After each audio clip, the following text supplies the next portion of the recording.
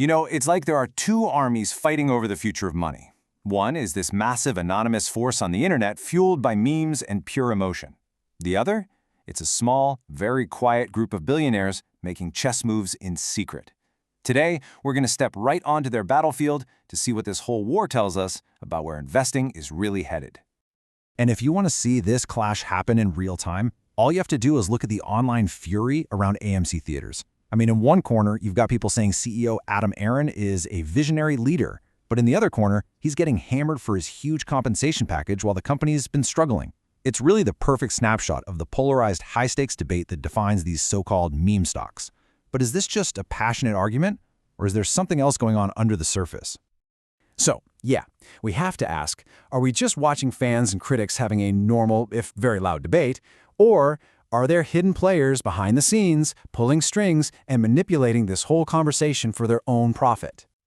All right, so let's start in that first universe, the wild, chaotic, emotional world of Reddit forums, where the fate of companies like AMC is basically decided, or at least fought over, every single day. And man, the arguments are just all over the map. You have the bulls, the optimists who are absolutely convinced a giant like Amazon is about to swoop in with a buyout. Then you have the bears pointing to a staggering $7.6 billion in net losses over the last 5 years. Some people think AMC's bizarre investment in a gold mine is some kind of 4D chess move, a brilliant strategic play. Others just see it as a desperate distraction from nearly $10 billion in debt. It's just this dizzying, daily battle between pure hope and cold, hard numbers. But then, right in the middle of all that noise, a single anonymous post popped up. And it wasn't about profits or debt. Nope, it claimed to pull back the curtain on the entire system. Suddenly, one post just cut through all of that noise. It wasn't about fundamentals. It wasn't about company strategy. It was a confession, and it claimed to expose a hidden war being fought for investor sentiment. And here it is, the bombshell. A user with the handle u/crunk_Korean kid posted this message claiming to be a paid basher. Think about that.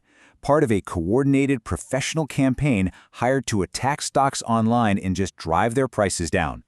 So, what was the end game here? According to the post, the whole mission was basically to weaponize negativity, to create so much fear, uncertainty, and doubt that everyday investors, people like you and me, would just get exhausted, give up, and sell their shares. And that would let their wealthy clients swoop in and buy everything up at a discount. And get this user didn't just confess, they laid out the entire alleged playbook. I mean, a step-by-step guide to waging psychological warfare in the stock market. So the operation was supposedly split into 3 roles. First, you have the architects. These are the guys who create all this polished, official-looking, but totally fake research to build a negative story. Then you've got the serpents, who pretend to be worried investors to subtly plant seeds of fear and doubt. And finally, the disruptors. Their only job is to create chaos, spam the forums, derail conversations, and just shut down any real discussion. The user, who claimed they were a serpent, even broke down the alleged pay, and it is wild. A base pay of $25 an hour, bonuses if you posted a lot, and a performance bonus if the stock price actually went down. I mean, this just perfectly shows how this abstract idea of manipulation gets turned into a routine, transactional, 9-to-5 job. And they had rules. This wasn't just random trolling.